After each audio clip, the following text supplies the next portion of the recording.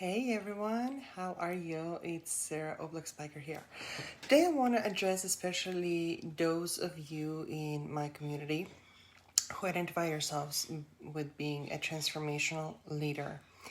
Those of you who wear your hearts on your sleeve, and those of you who go above and beyond to support your communities, to support your clients, and who take great pride in the work that you do and in transformations and results that you help to create.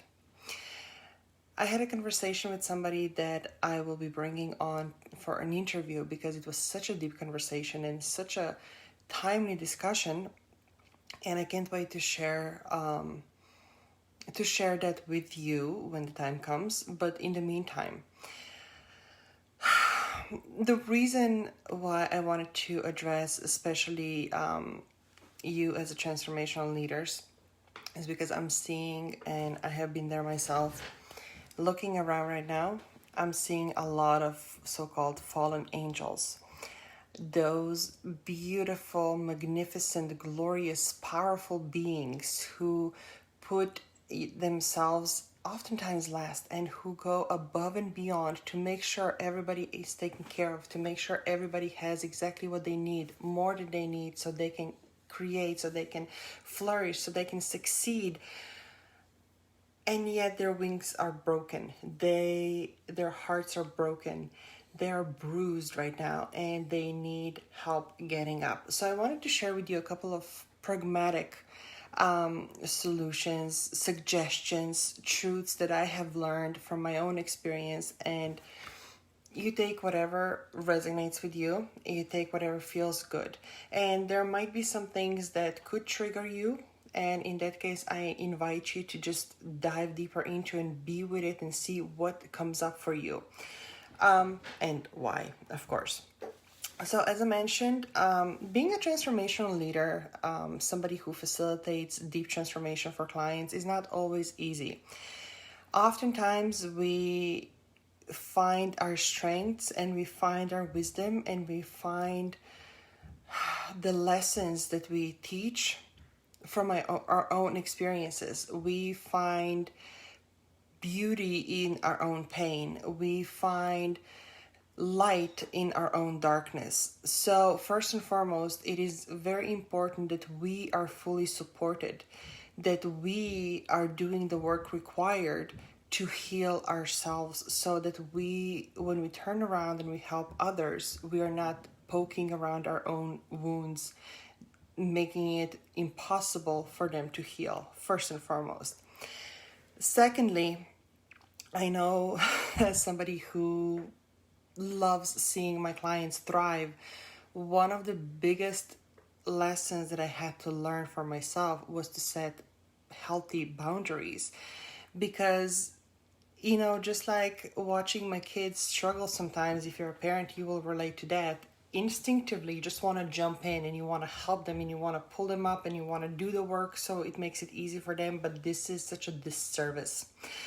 And likewise, when working with my clients, one of the things that I had to learn was to create the boundaries, meaning I had to learn how to trust this instinct and recognize in their voice, let's say they left a voicemail, to know if they require immediate response, or is it more helpful for them to just be with whatever is coming up for them so they can learn on their own how to process, how to move through whatever issue was arising, whatever questions were coming up for them.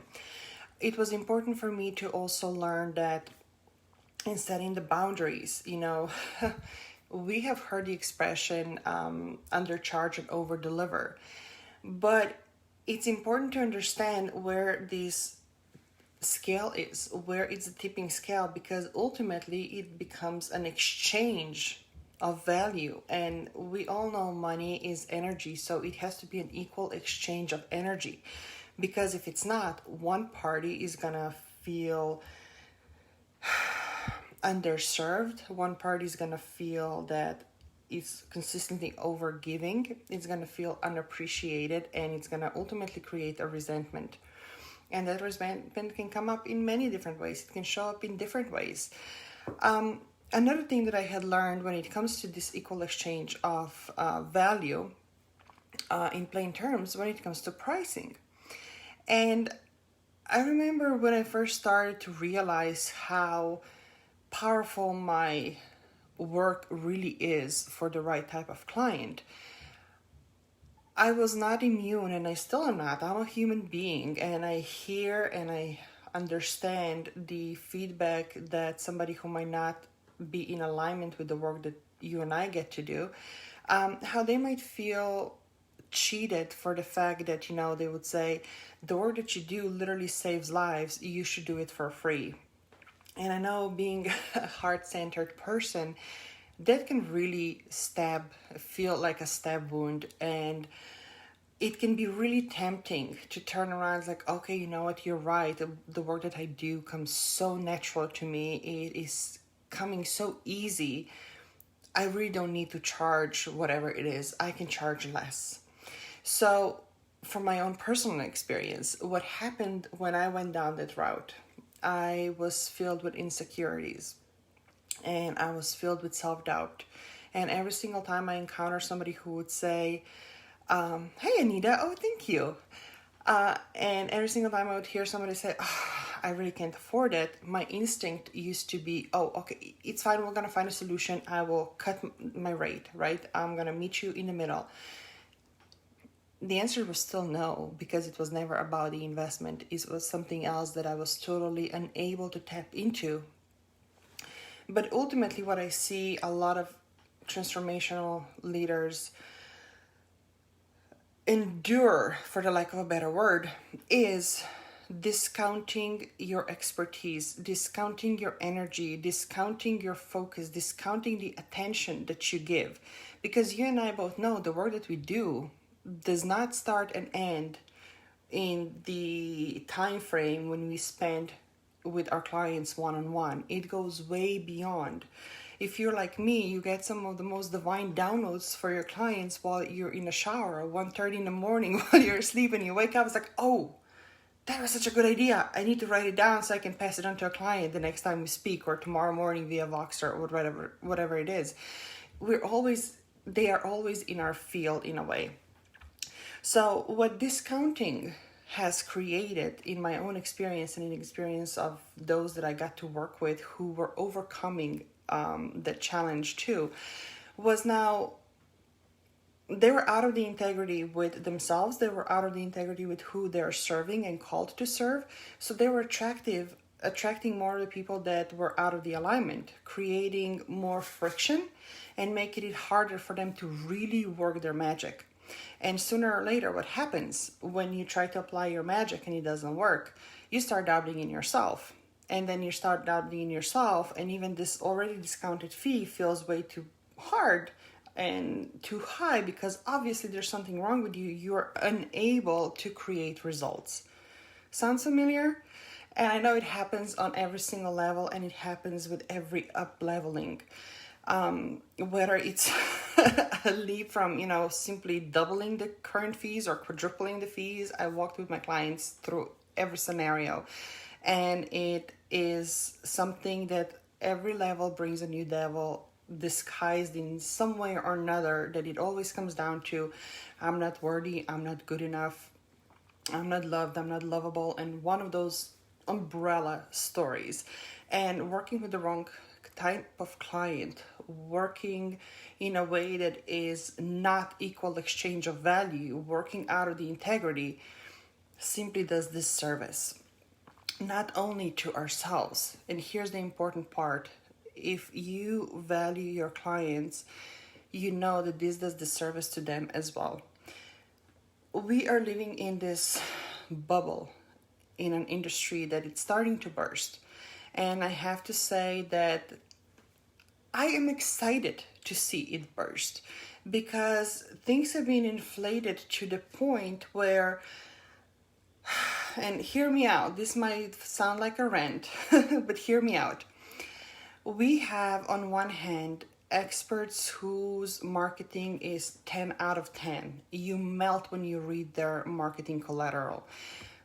And you're like, oh my gosh, I can't wait to pay them. I can't wait to work with them. This sounds amazing.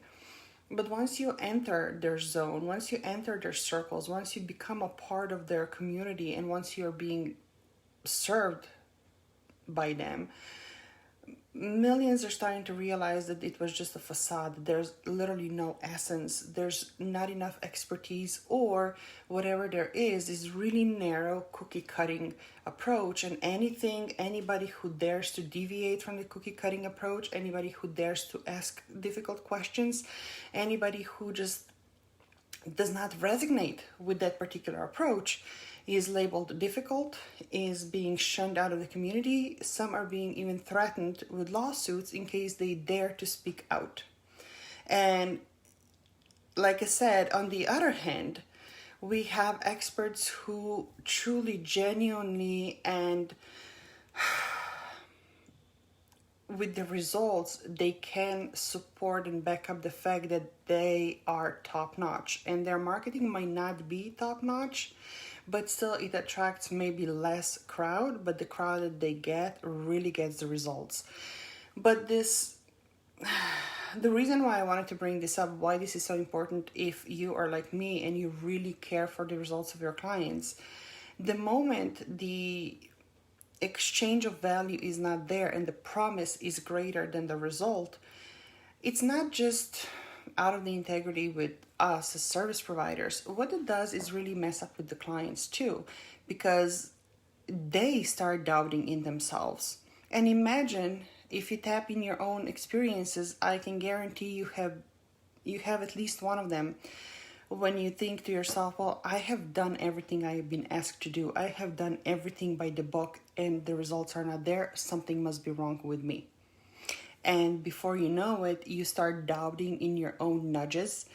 You start doubting in your own intuitive hits that are telling you this might be the person. As we all know, the right teacher appears in our lives at the right time. But because we have been burned so many times, sometimes it gets a little hard to trust that nudge, right? And not just that, how many do we know who just ultimately decided to back out and leave the field because they were so filled with self-doubt, they were burned so many times, and they literally ran out of resources. So now that this is out of the way, thank you for allowing me to express that.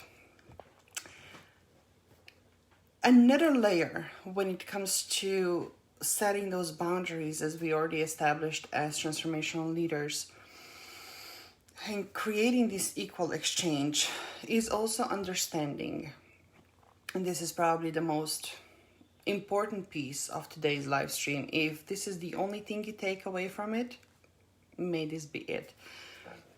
We are not responsible for our clients' results. We cannot be responsible for something that we have no control over. And if this current situation, if the current environment has taught us anything, is how little control we have to begin with. That said,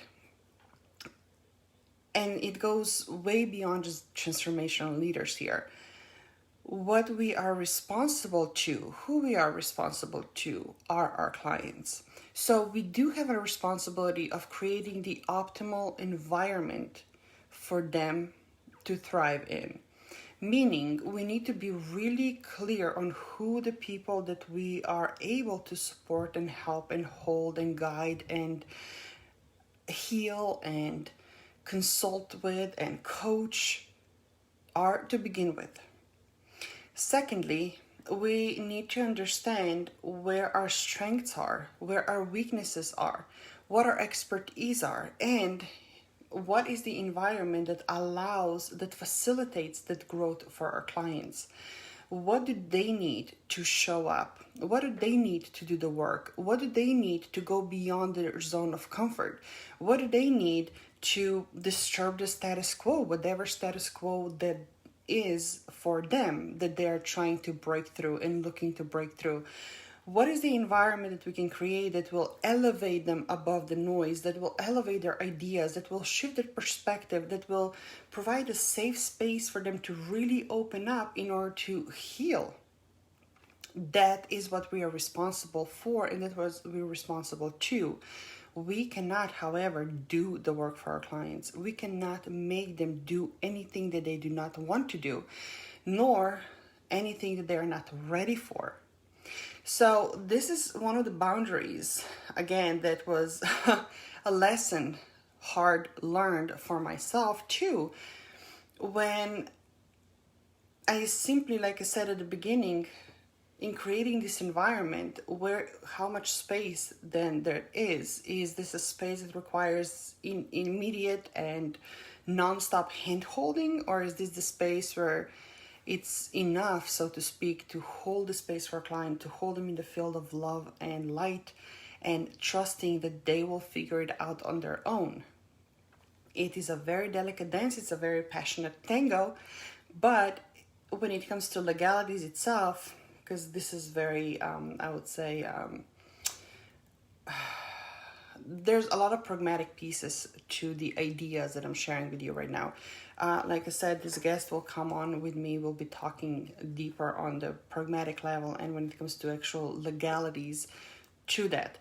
But the bottom line is that all of those different levels of boundaries are important when it comes to work with our clients. In addition to that, there are also the boundaries that we have to set in our own environments with the people around us, including our family, including our friends. And I'm going to argue that sometimes the most dangerous conversations we're having are with our family and our friends who wish us well, who want us to be comfortable, who want us to be happy. And as we are growing and evolving and transcending our current realities, healing our wounds, repattering the old patterns, breaking out through the shackles of old programmings, it is not uncomfortable. It is really hard work. It is intense. It is messy. So it's really easy to seek the comfort and attention from those who are around us, but without realizing that sometimes it's those exact conversations, it's that exact old stale energy, or even in some cases, yes, we have probably all experienced it, envy or triggering them that causes us to walk on eggshells and really slow down our own evolution.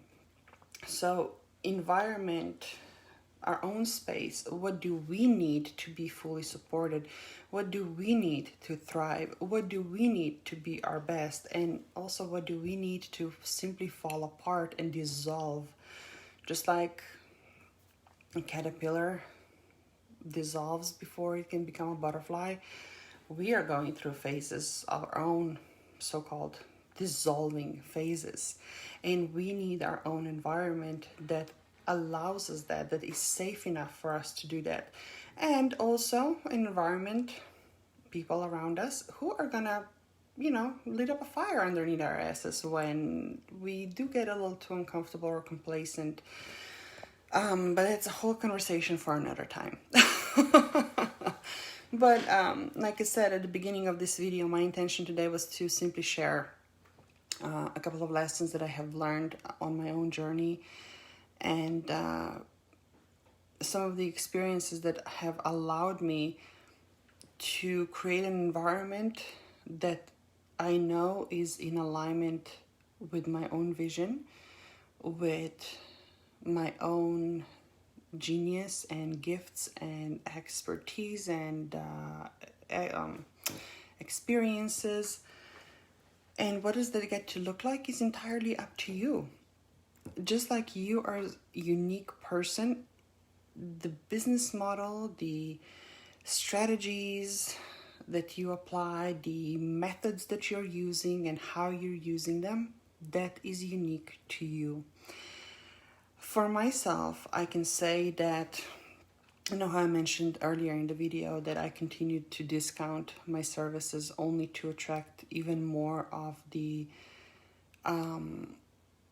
people who were not in alignment and whom I was not really able to support to the fullest that I saw was there in potential, but it never got to materialize because, you can have the best recipe possible. If you don't have the whole ingredient, or you might have the ingredient, but the oven in which this cake needs to bake is kind of not the right one. Yeah, it's not gonna work. So that's exactly how it was. And then one day, I'll never forget it. The girls and I were playing outside, and I was on the phone with my mom, and we were talking about some experiences, and I was sharing my frustration, how some bills were coming up and I had no idea how I was going to pay them. And I kept saying to myself, oh, I just need 2 clients, and I just need 2 clients, and I just need 2 clients. And you know what? I got those 2 clients, but the money was not there because I chose to discount. And I caught myself explaining it to my mom, and I was like, you know what? I got what I asked for. I got what I created. I got what it literally manifested. So it's time to change the story. It's time to elevate my own expectations. So in that moment, I made one of the most radical decisions at the time. And it was that the moment I would hear somebody to say I can't afford it, my fees would double. And they doubled a couple of times. And my mind wanted to talk me out of it. My fear wanted to come in like a wrecking ball and say, who the fuck do you think you are?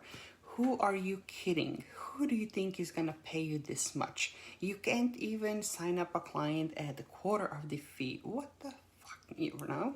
Sounds familiar? Let me tell you. It was not about the numbers on paper or the transactions that ultimately happened. The shift happened not even up here, it happened here. Because finally I was able to look at myself in the mirror and own it. Own it. No doubts.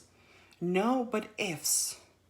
Owning it. Fully owning it. Like one of my mentors used to say, the sky is blue, the grass is green, and these are my fees. And you know what? I added to that, and this is who I am, and this is how I work, and this is who I serve, and this is why. It allowed me to step up my own game. It allowed me to elevate my own being, embody the new version of me. With that, of course, a lot of things had to burn away. And like I said, it's a messy process.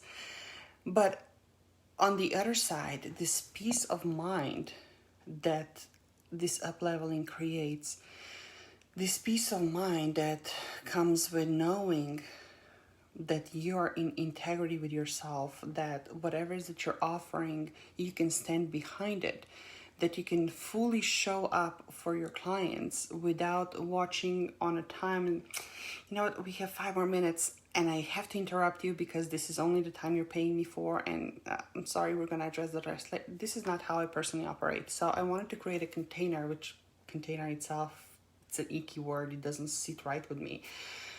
I wanted to create a platform that literally is as limitless as the possibilities into which we are playing. And with creating that platform, it enabled clients, just by saying yes to themselves, to instantly up level. I guess I just get goosebumps every single time I think of each and every one of those individuals who honor themselves by saying yes to themselves. But beyond that, as I was saying, that, you know, I had to step into this being, I had to become this version of myself. The level of work we were able to do was no longer work. It really became a play. It literally became a play. So one of the shifts and one of the final realizations that I want to share with you here, and I addressed it briefly in one of my recent posts. When we're talking about this equal exchange of value, when we're talking about, you know, having the audacity to double, triple, quadruple your fees, right? One of the elements that enabled me to do that, and I want to share with you, you know, value can be such a subjective term, and value that you're creating for your clients. Like I said, it goes beyond those immediate results. I mean, what is the value for somebody who was able to say yes to themselves and step through the fear, step beyond their zone of comfort? What is the value of somebody who comes into your space and literally within a day you are able to not just shift their perspective, but literally set them on a whole different path for their business, for their life, for their relationships, for how much harmony they're able to enjoy now in their family. When you give them those tools, when they tap into this confidence, when they remember who they truly are, it's not just immediate ROI that typically, in the business world is really tangible and measurable. It's also return on the emotion, and it's infinite. It's a lifetime value that you are creating here, that you're exchanging. Never forget that. And it doesn't end. Transformational work that we are honored to do does not end when a phone call ends, or with the email exchange or a Voxer exchange, or whatever tools that you're using to facilitate the service. It continues. I mean, how often has it happened to you? I know it has for me, when years went by and something occurred and I was brought in my memory back to a conversation that I had years prior, and finally things clicked and I was like, oh my gosh, this is it. I finally get that. It's a work that never ends. And you are the one, or one of the people, who is able to ignite it, who is able to create this domino effect. Even if it's like a little stone you throw in the water and it creates a ripple effect. You never forget that. It's incredible, incredible, incredible honor when you realize that impact. And so with that, I think we can go for another hour or two. I would love to have another 2 hours of conversation on the topic. But I feel really complete right now with what was coming through and what I needed to share with you.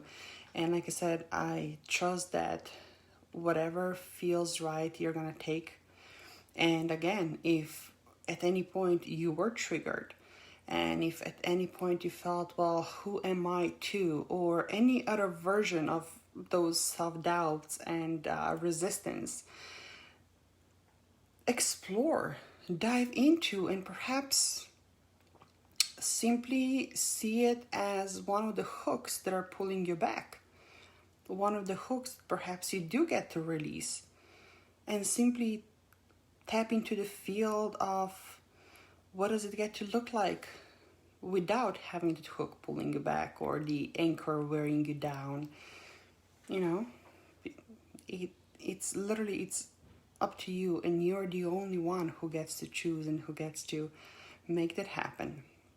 But as transformational leaders, these are some of the ways for us to not only sustain through the times like these, especially when emotions are running high, when things are shifting and changing, on every single moment.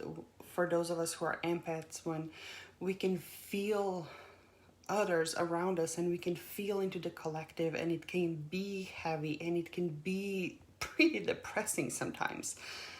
Those are some of the tools, some of the ways, some of the I would say even success strategies to help us not only sustain, but to truly, truly thrive and